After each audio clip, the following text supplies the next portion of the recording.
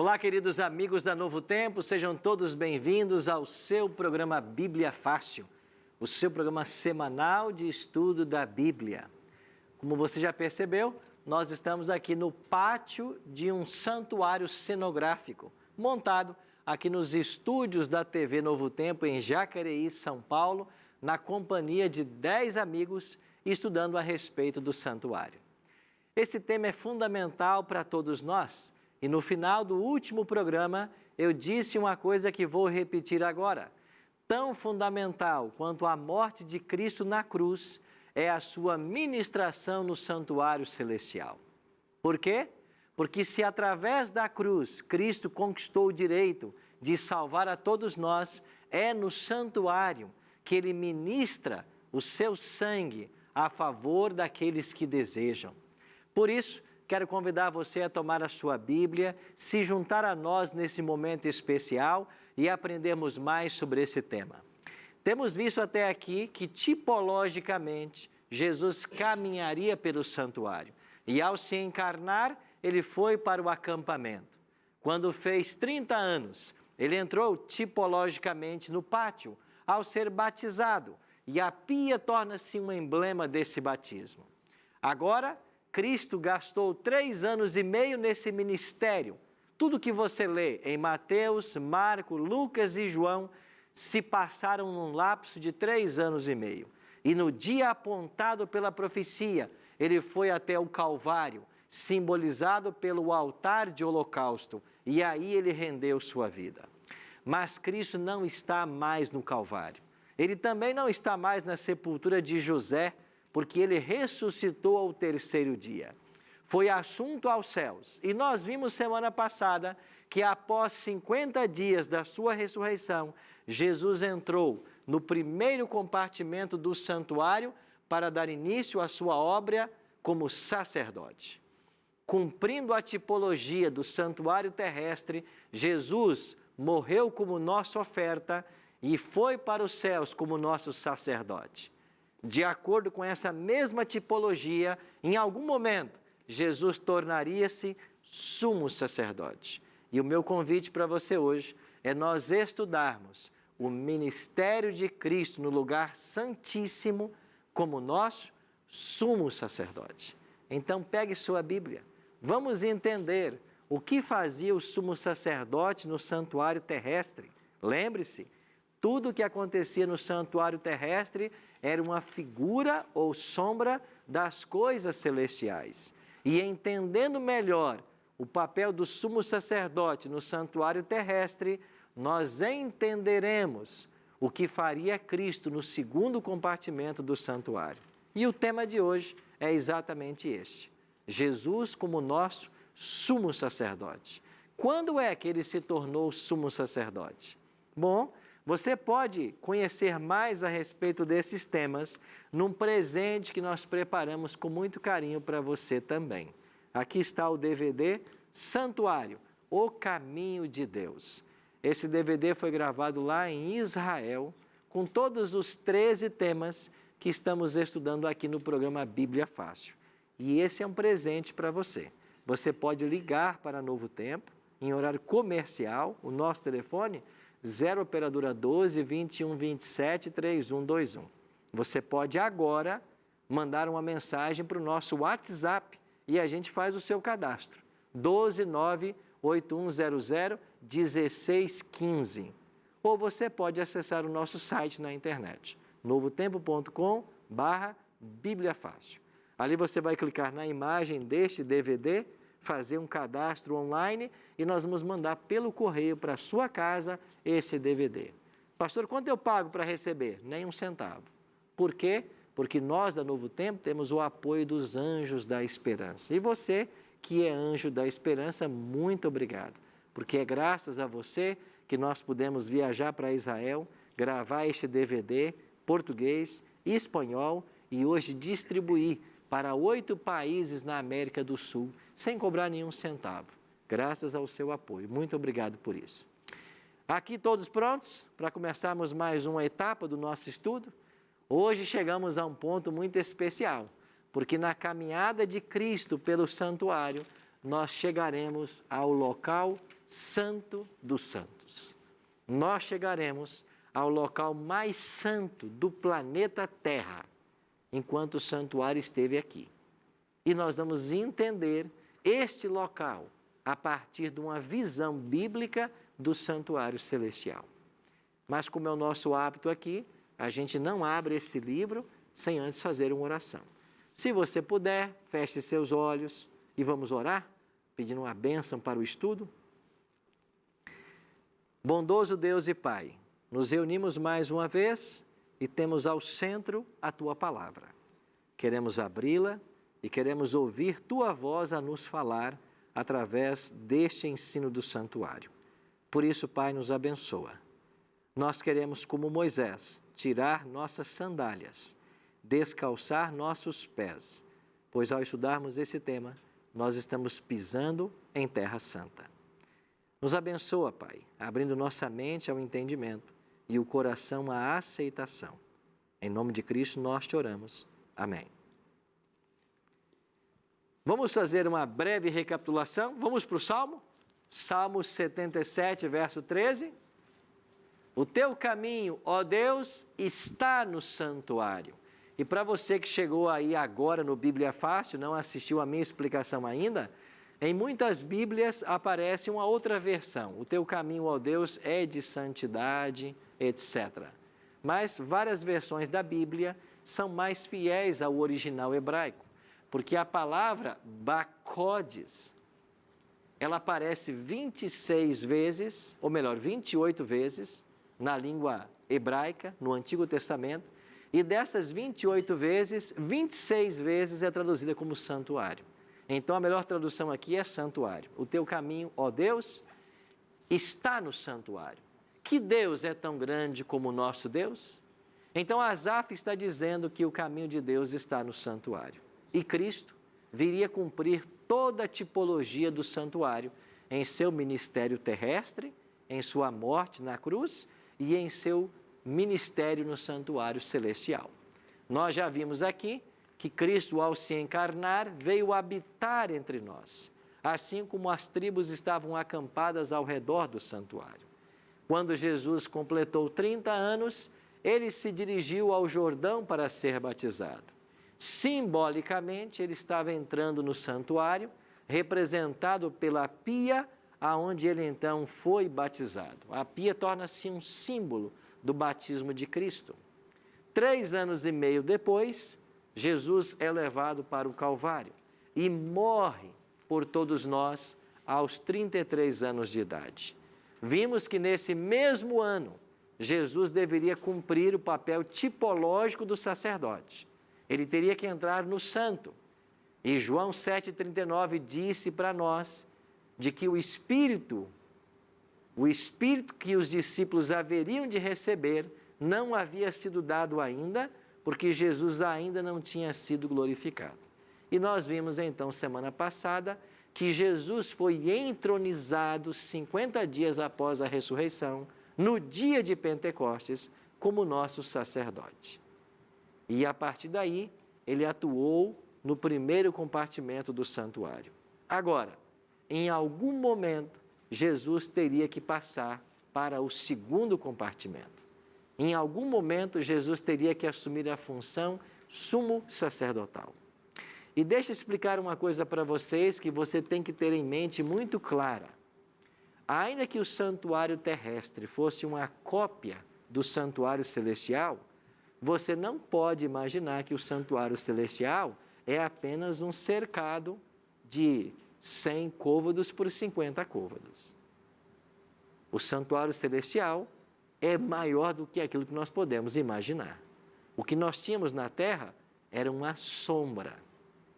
E assim como uma sombra, quando projetada, não pode demonstrar a exatidão da figura que ela projeta, por exemplo, pegue o corpo humano e projete uma sombra. O que a sombra de um corpo humano ensina sobre o aparelho digestivo, o aparelho respiratório, todos os órgãos? Eu tenho aqui 2 oftalmologistas. O que uma sombra revela sobre o maravilhoso mecanismo de visão do ser humano? Nada, porque é uma sombra. Então entenda, o santuário terrestre era uma sombra do celestial. E quando nós falamos que Cristo caminha pelo santuário, estava no Santíssimo, e em algum momento estava no Santo, e em algum momento passaria para o Santíssimo, eu não quero dizer que no céu tem um lugar que Jesus pode estar e tem um local que ele não pode estar. Não é isso que eu quero dizer. O que eu quero enfatizar aqui é que no céu ele exerce funções, atividades.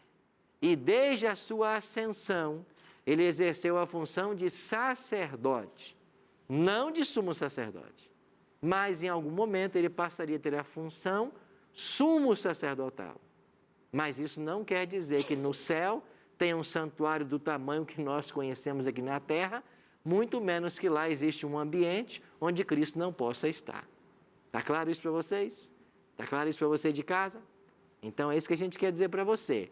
Tudo que a gente está ensinando aqui é uma sombra. A realidade é muito maior do que nós podemos imaginar. Quando Jesus deixaria o primeiro compartimento, tipologicamente falando, e iria para o segundo? Quando que ele deixaria de ser sacerdote para ser sumo sacerdote? Bom, para entendermos isso, nós temos que voltar a uma festa praticada lá pelo povo de Israel, que era o dia da expiação. Porque no dia da expiação entrava em cena o sumo sacerdote. Sacerdotes haviam muitos em Israel. Sumo sacerdote só havia um. Era uma função vitalícia. E ele tinha um papel preponderante uma vez por ano, no dia da festa da expiação. Vamos ler na Bíblia o que a Bíblia informa sobre essa festa? Levítico 23, versos 27 a 29, assim diz a Bíblia: mas aos 10 desse mês sétimo será o dia da expiação. Tereis santa convocação e afligireis a vossa alma. Trareis oferta queimada ao Senhor. Nesse dia, nenhuma obra fareis, porque é dia da expiação, e para fazer expiação por vós perante o Senhor vosso Deus. Porque toda alma que nesse dia se não afligir, será eliminada do seu povo. Era a festa mais solene em Israel. E toda a nação de Israel tinha que estar em contrição. Eles não podiam executar nenhum trabalho.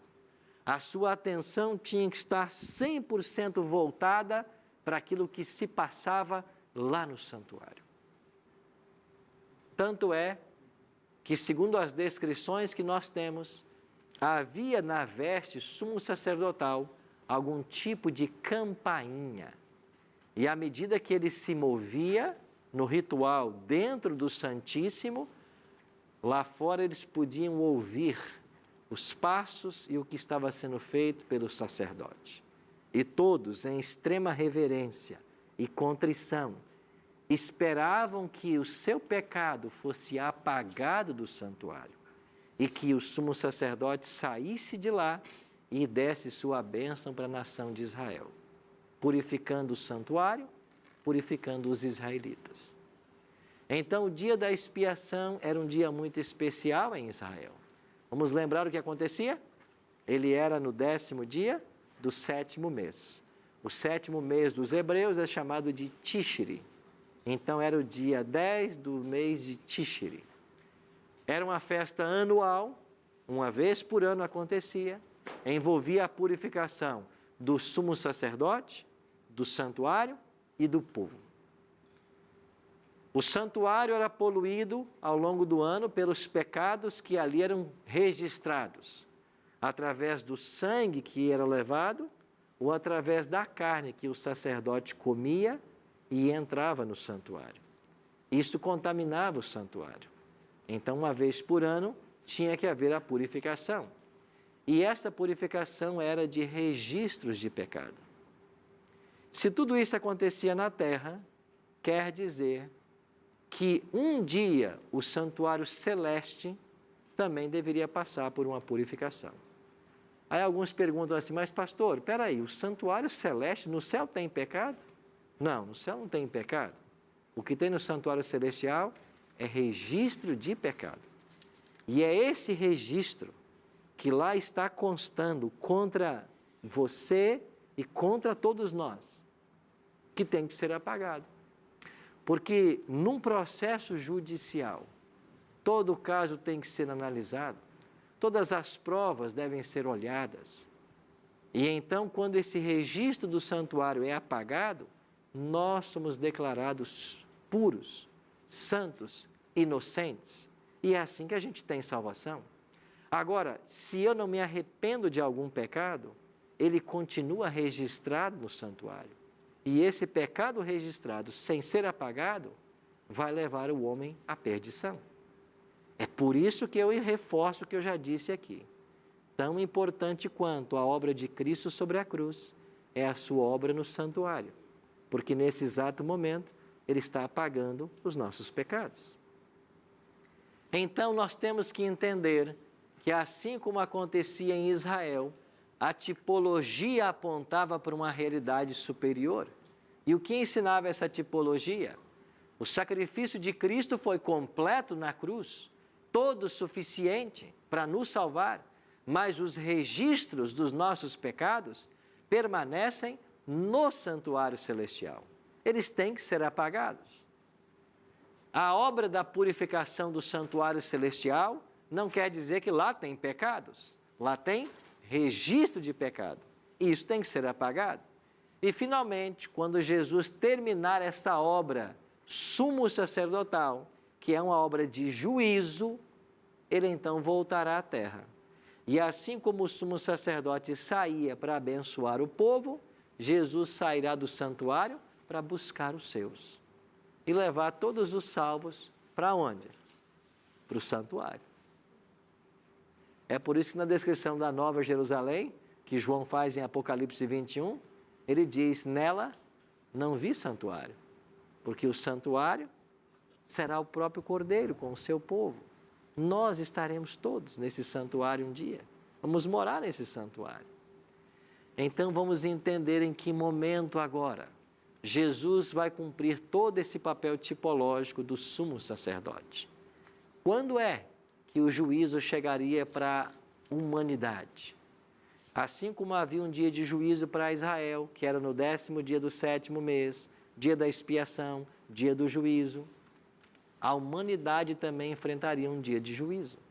E há uma profecia na Bíblia que aponta para esse dia. Ela está em Daniel, capítulo 8 e 9.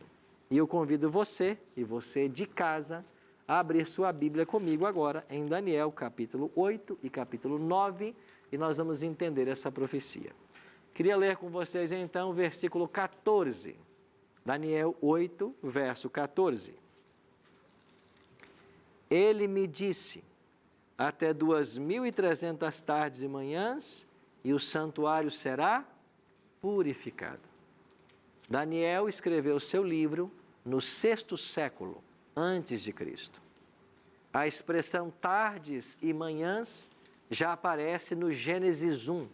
E uma tarde e uma manhã significa um dia. Tarde, manhã, um dia. E por que a expressão é tarde e manhã? Porque o dia começa com a parte escura. Está lembrado que eu já disse aqui que na Bíblia o dia começa ao pôr-se o sol? Então a primeira parte do dia é a parte escura, depois é a parte clara. Por isso a expressão do Gênesis, tarde e manhã. Então quando se passassem 2.300 tardes e manhãs, 2.300 dias, o santuário será purificado. Só que quando a gente estuda a profecia, há um princípio de interpretação chamado dia-ano. E em Números 14, 34 e Ezequiel 4, 6 e 7, esses dois textos nos ensinam que cada dia em profecia representa um ano literal. Então, se são 2.300 dias em profecia, logo são 2.300 anos literais. Então Daniel está dizendo, quando se passarem 2.300 anos, o santuário será purificado. Agora vá para o capítulo 9 de Daniel. Nós já estudamos aqui uma profecia falando a respeito da nação judaica e falando a respeito de um tempo de oportunidade que Deus deu a essa nação. Em Daniel 9, 24, nós lemos o seguinte: 70 semanas estão determinadas sobre o teu povo e sobre a tua santa cidade. O anjo Gabriel está dizendo para o profeta Daniel, 70 semanas estão determinadas sobre o teu povo, o povo judeu, para que vocês se arrependam. A palavra determinadas, aqui na língua portuguesa, no hebraico, é a palavra shatá. E a palavra shatá da língua hebraica, ela significa determinada, mas também significa cortada. E a melhor tradução nesse texto seria: 70 semanas estão cortadas para o teu povo. Cortadas da onde? Do período maior de 2.300 anos. Porque se cada semana tem 7 dias, 70 semanas são 490 dias. E se são proféticos, 490 anos. Então o anjo Gabriel está dizendo o seguinte: Daniel, o santuário vai ser purificado quando se passarem 2.300 tardes e manhãs, 2.300 anos. Agora, desse período maior, 70 semanas ou 490 anos serão separados, cortados para o povo judeu. Com isso, nós concluímos de que o período das 2.300 tardes e manhãs e o período dos 490 anos de Daniel 8 e 9, eles têm um início comum. Eles começam na mesma data. E nós já estudamos aqui esta profecia a respeito do povo de Israel, da nação israelita. E eu vou recapitulá-la brevemente com vocês. 70 semanas, Daniel, ou 490 anos de graça, nós vamos dar para o povo judeu, para que vocês se arrependam dos pecados e se voltem para Deus. Agora, quando é que vai começar a contar esse período? Daniel 9, 25. Daniel, disse o anjo para ele, sabe e entende, desde a saída da ordem para restaurar e para edificar Jerusalém, até o ungido ao príncipe, vão se passar 7 semanas e 62 semanas. O decreto para restaurar e edificar Jerusalém, de acordo com Esdras capítulo 7, foi o decreto de Artaxerxes. No capítulo 1 de Esdras, você tem o decreto de Ciro. No capítulo 6 do livro de Esdras, você tem o decreto de Dario. E no capítulo 7 de Esdras, você tem o decreto de Artaxerxes. E Esdras 6,14 diz que esses decretos foram sendo cumulativos. Quer dizer que o decreto que marca o início do período profético é o terceiro, promulgado ou entrou em vigência no ano 457 a.C. Então, esse é o marco histórico para o início de 490 anos de graça para o povo judeu e é o marco histórico para o início das 2.300 tardes e manhãs que levariam ao dia do juízo, quando o santuário celestial seria purificado. Se nós viajarmos a partir de 457, 7 semanas, como você acabou de ler aí na Bíblia, você tem 49 anos. Isso nos leva ao ano 408. Por que que o anjo dividiu essa profecia em 3 tempos? 7 semanas, mais 62, mais uma. Aí somam as 70. Porque teriam eventos importantes em cada período. Então, no início do período, o decreto de Artaxerxes. 49 anos depois, ano 408, ficou pronta a reconstrução civil de Jerusalém. Mais 62 semanas se passariam, ou 434 anos, e você chega no ano 27, onde nós temos o batismo de Jesus. Já estudamos isso aqui. Jesus foi batizado. Quando se passassem 69 semanas, apareceria o ungido, o príncipe. E Cristo, ao ser batizado no Jordão, ele foi ungido pelo Espírito Santo, que desceu sobre ele em forma corpórea de pomba. Agora olha na sua Bíblia, Daniel 9, 27. Jesus está batizado. O que acontece agora? Ele, o Messias, o ungido, fará firme aliança com muitos por quanto tempo? Uma semana. Quantos anos são uma semana? 7 anos. Então, eu saio do ano 27 e vou para o ano 34. Agora, o que aconteceria na metade dessa semana? Mas, diz Daniel 9, 27, na metade da semana, 3 anos e meio, fará cessar o sacrifício contínuo e a oferta de manjares. Como é que Cristo deu fim ao sistema de sacrifícios do santuário terrestre? Ele próprio morrendo sobre a cruz.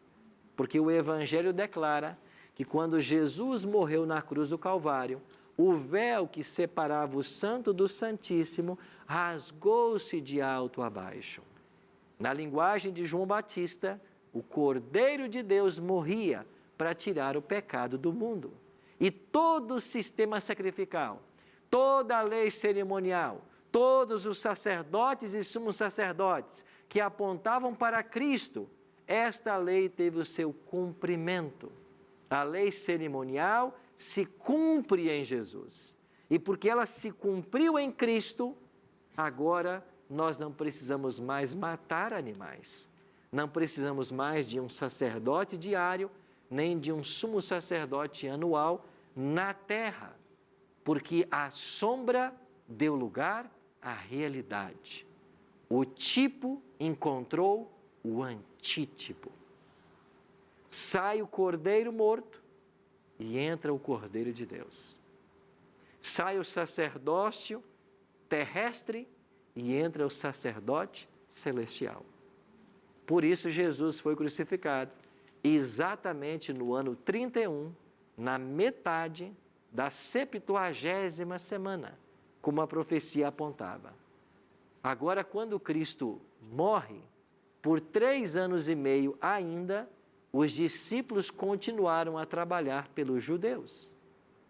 É por isso que Jesus disse assim: eu vos enviei, senão as ovelhas perdidas da casa de Israel. Entendeu a ordem de Cristo?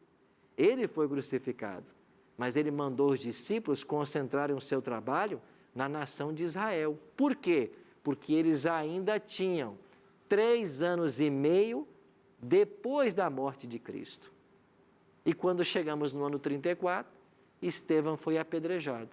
E no apedrejamento de Estevão, você tem o fim das 70 semanas proféticas, quando o povo de Israel deixou de ser o povo escolhido. Ficou claro para você a profecia das 70 semanas?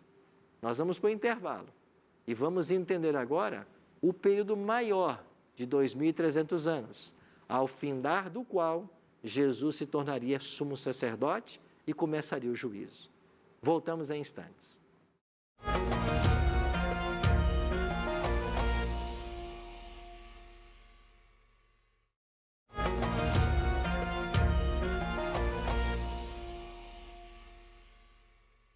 Estamos de volta com o programa Bíblia Fácil, aprendendo hoje sobre o ministério de Cristo no Santíssimo. E vimos no primeiro bloco a respeito da profecia das 70 semanas de graça dada ao povo judeu, que se estendeu até o ano 34, quando Estevão foi apedrejado. Você quer mais detalhes desse tema? Pede aí o seu DVD, Santuário, O Caminho de Deus.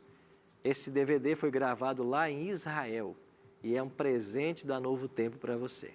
Você não paga um centavo sequer. Vai aparecer aqui na legenda o nosso telefone da Escola Bíblica, o nosso WhatsApp da Escola Bíblica e o site do programa. Você vai ter, durante o programa, essas informações para você pedir o seu DVD. E nós vamos mandar pelos correios para a sua casa e você não paga nada por isso, tá bem? Quando terminamos o primeiro bloco, nós havíamos falado a respeito da profecia das 2.300 tardes e manhãs, que começou no mesmo período das 70 semanas. De fato, as 70 semanas foram cortadas, a palavra shatá, do hebraico, do período maior, que é de 2.300 anos. Então, recapitulamos agora que toda essa profecia teve o seu cumprimento até o ano 34. Eu disse já para vocês de que no plano de Deus não existe nenhuma falha, não existe nenhum ponto que não se encaixe. No exato momento que Estevão está sendo apedrejado, em Atos capítulo 7, 54 em diante, já está na cena o homem que vai levar o evangelho para os gentios. E a Bíblia diz que as roupas de Estevão foram deixadas aos pés de um jovem chamado Saulo. Ou seja, terminou o período de graça para a nação judaica, o evangelho tem que ir agora para o mundo gentio, e quem é que vai levar? O homem que já está aí. Esse Saulo, em Atos 9, vai se converter na estrada de Damasco e vai se tornar Paulo, o apóstolo dos gentios. Agora, para você saber quando é que termina as 2.300 tardes e manhãs, basta uma conta matemática muito simples. Acompanhe comigo. Se no ano 34 terminaram 490 anos, eu preciso pegar 2.300 anos em que o santuário seria purificado, subtrair o que eu já viajei até aqui, e quantos anos faltam para o santuário ser purificado? 1.810. É simples. Agora, se eu estou no ano 34 e viajo na história 1.810 anos, eu vou chegar em que ano? 1844. A conta é simples. Então, o que o anjo está dizendo para Daniel 8,14? Daniel, quando se passarem 2.300 anos, o santuário será purificado. Desse período, vamos separar para os judeus 490 anos, para que eles se arrependam. E se eles não se arrependerem, vamos levar o evangelho para os gentios, o que de fato aconteceu. Então, a nação escolhida no Antigo Testamento, que era Israel, perdeu seu privilégio de ser o povo de Deus. E eu volto a enfatizar, nós hoje não somos salvos como nação, como indivíduos. E qualquer judeu, qualquer israelita, qualquer pessoa tem direito à salvação. Então, eu e você temos direito à salvação. E só existe um caminho, como vimos semana passada, através de Jesus Cristo. Quer dizer que esta profecia apontava para o ano 1844, como o dia da expiação no santuário celestial. Agora, o ano é esse. Mas que dia, pastor? É muito simples. Basta eu pegar o 10º dia do 7º mês, que era o mês de Tishri, e fazer uma comparação com o nosso calendário, que é o gregoriano. Aí eu chego no dia 22 do mês de outubro, porque o mês de Tishri é comparado ao nosso setembro ou outubro. E o dia 22 de outubro foi o dia da expiação judaica em 1844. Ou seja, a partir do dia 22 de outubro de 1844, Jesus sai do compartimento santo, aonde ele permaneceu por 1813 anos, e ele vai para o Santíssimo. Por que 1813? Porque ele entrou lá no ano 31, no ano da ressurreição. E ele ficou lá por 1813 anos. Não é que ele estava circunscrito a um apartamento no céu. Não, como eu expliquei há pouco, a função dele era sacerdotal. E agora, no dia 22 de outubro de 1844, ele assume a função sumo sacerdotal. Ele entra no Santíssimo. Doutora Cristiane? Pastor, quando o Jesus se encontrou com os discípulos, os 12 discípulos, eles eram representativos do povo, dos gentis, Não, os discípulos eram na sua maioria judeus. mas eles saem, Ele escolhe 12 porque esse número é emblemático. Você tinha 12 tribos, agora 12 apóstolos para começar o novo Israel, o Israel espiritual, a igreja cristã. e quando Israel é destruída, O povo de Israel foi atacado pelos romanos no ano 70. Jerusalém foi destruída aí. Houve a diáspora judaica e eles se espalharam por boa parte. Mas finalmente eles voltaram a conseguir a independência do Estado de Israel. Se não me falha a memória, em 1948. Então, a nação de Israel está aí organizada, certo? E Deus tem abençoado grandemente essa nação. O que estamos afirmando aqui é que esse pacto, essa aliança, ela se findou no ano 34. Não quer dizer que Deus não tenha bênçãos para Israel como tem para todas as nações. Israel e, no caso, seriam os gentis, as outras nações? Não, os gentios foram aqueles a quem Paulo começou a alcançar. E aí Paulo começa as suas 3 viagens missionárias, e ele vai para Éfeso, vai para Corinto, vai para Pérgamo. Lá estavam esses gentios. Então, o povo de Israel continua recebendo as suas bênçãos. Claro, como toda nação recebe bênçãos do Senhor. Sim, Gal. Eu pude sim entender, eu gostaria de saber, né, se está correto esse meu Pois não. entendimento, né? Então, Jesus caminhou no santuário. Esse é um santuário celeste. recurso. Esse é um recurso pedagógico. Entendo. Simbolicamente, ele caminha pelo santuário. Mas no santuário celestial, ele entra no compartimento santo como sacerdote, no ano 31, e nós acabamos de descobrir agora que no dia 22 de outubro de 1844, ele entrou no Santíssimo. Ele começou a atuar como sumo sacerdote. E ele também é o próprio santuário. O santuário é uma estrutura física.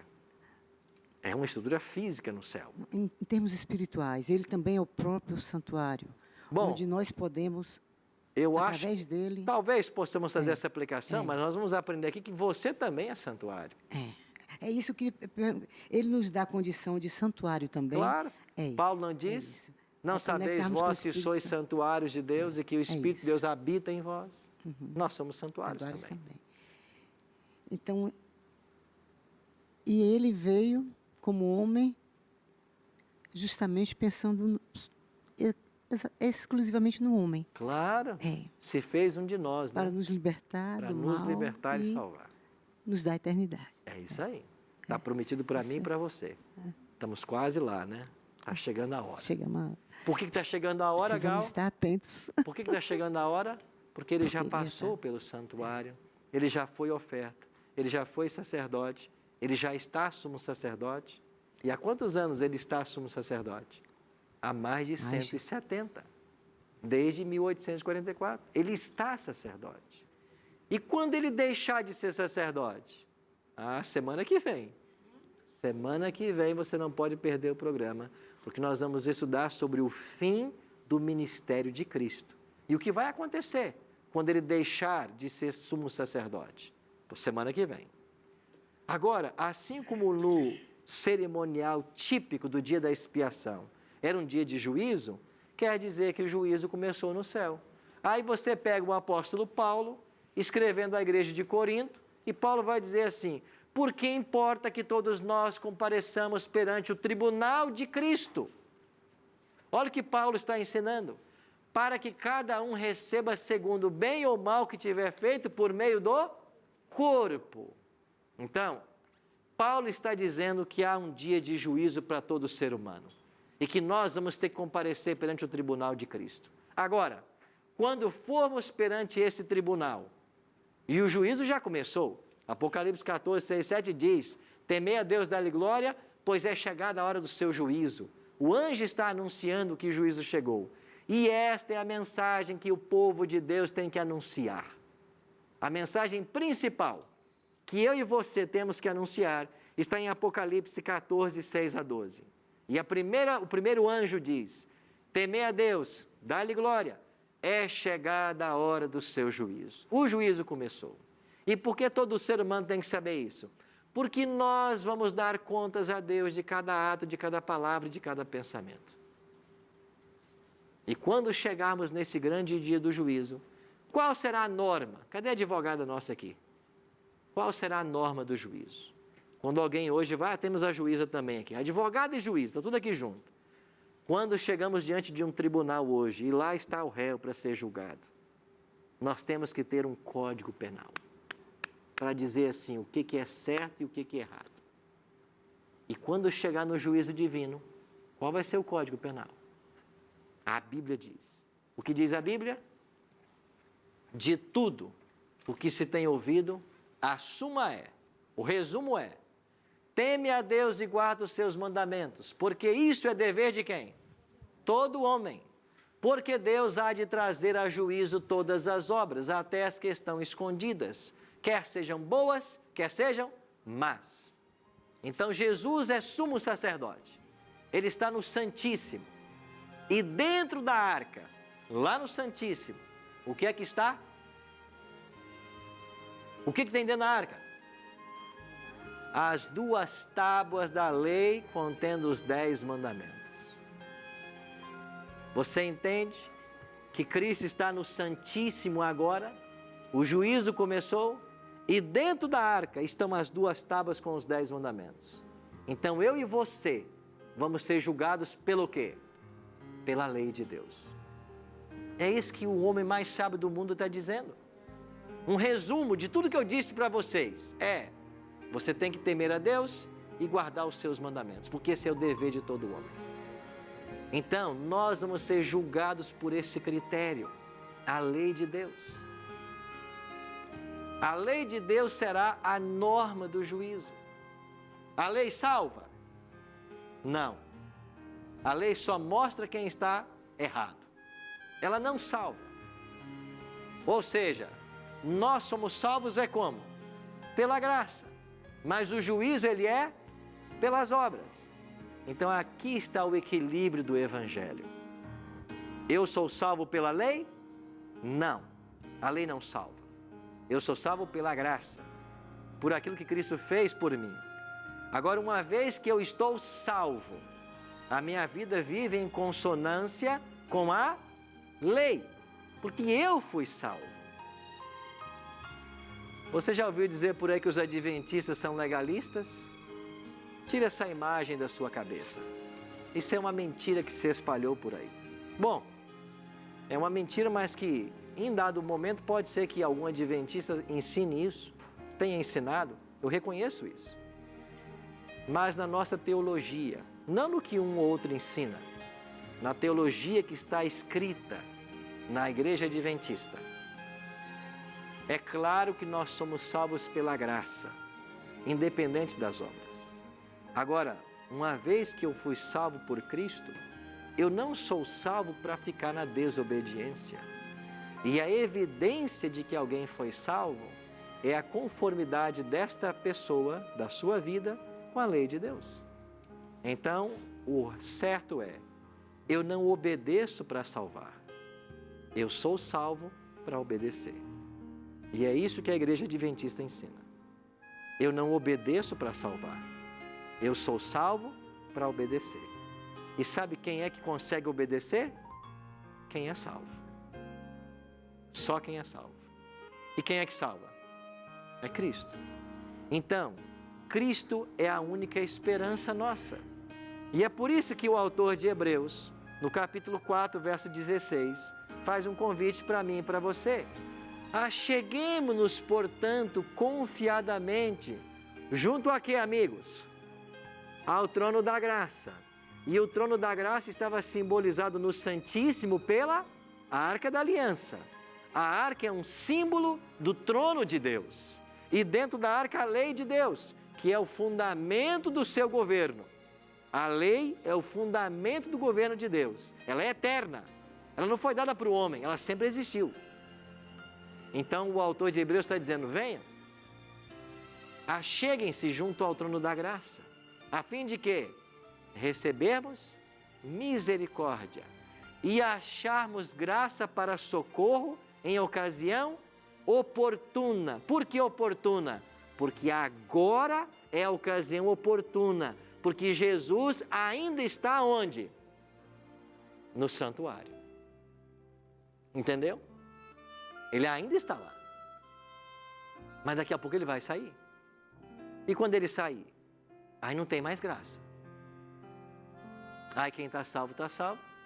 E quem está perdido, está perdido. Então, é agora que nós precisamos o quê? Nos colocar nas mãos de Deus. Alexandre vai louvar a Deus para nós agora. Ele vai cantar uma música que eu gosto muito. Uma música linda. E eu espero que ao ouvirmos essa música, você possa tomar a decisão hoje de se colocar nas mãos de Deus. Eu quero fazer um desafio para você. Não estou falando com ninguém de casa agora. Estou falando com os 10 que estão aqui comigo nesse cenário. Se você quiser tomar a decisão agora, de se colocar nas mãos de Deus, de confiar nesse sumo sacerdote para salvar você, e se você quiser mostrar isso para ele agora, enquanto o Alexandre cantar, você vai poder ficar de pé. Não é para que ninguém veja em casa. É para você dizer assim: pastor, eu confio nesse sumo sacerdote. Eu entendi que sem ele eu estou perdido. Mas eu também entendi que com ele eu estou salvo. Eu entendi que só ele pode fazer por mim o que eu não posso fazer. Então, se você quiser tomar essa decisão agora, de se colocar nas mãos de Cristo e entregar sua vida para Ele, enquanto o Alexandre cantar, você poderá ficar de pé. Pastor, eu já entreguei minha vida a Cristo. Faça uma reentrega, porque a nossa entrega ela é diária.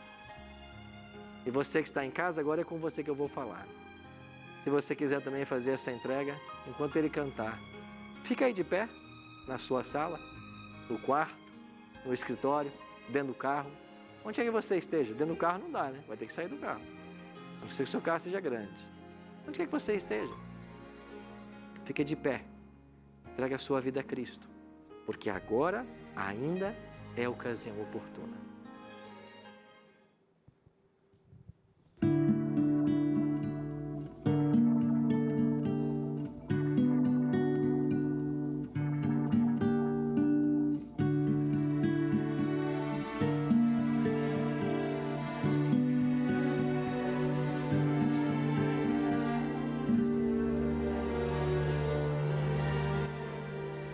Quando me perguntam por que há alegria em mim, querem entender como vivo tão tranquilo.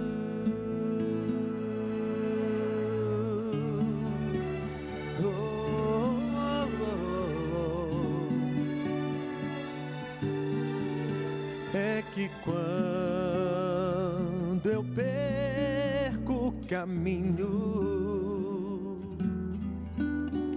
e a dúvida me acompanha, um brilho, um calor e um poder que me levanta, me dão todo amor e tudo fica claro. Como o Pai criou o amor do Pai que é derramado em mim, vem na hora ideal renovar-me, procuro manter-me nele, tornar-me dele, arrependendo-me, e ele me perdoa.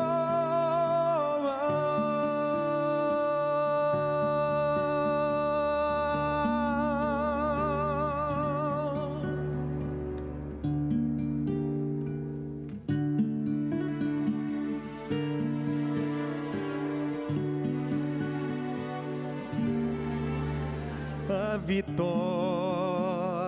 tenho com Ele. Quando eu me entrego inteiro, um lar prometeu, eu terei vida eterna e enfim contemplar o prêmio incomparável, a nova terra.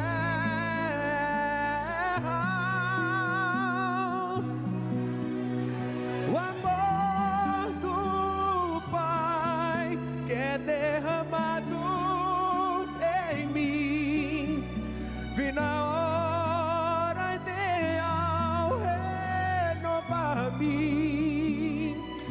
Procuro manter-me nele, tornar-me dele, arrependendo-me, e ele me perdoa.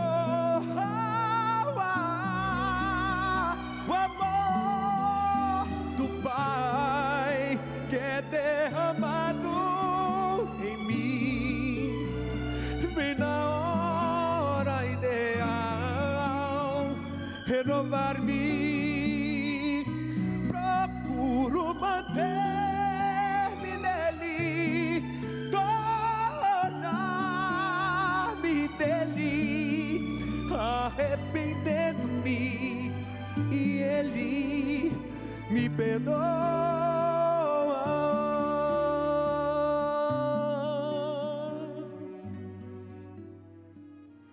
Eu estava ali atrás sem poder ver vocês, mas no meu coração, sem dúvida, a expectativa de que todos nós, os 11, né, ficássemos de pé nessa hora, para declarar que nós temos um Salvador, um Deus, a quem nós amamos, a quem servimos.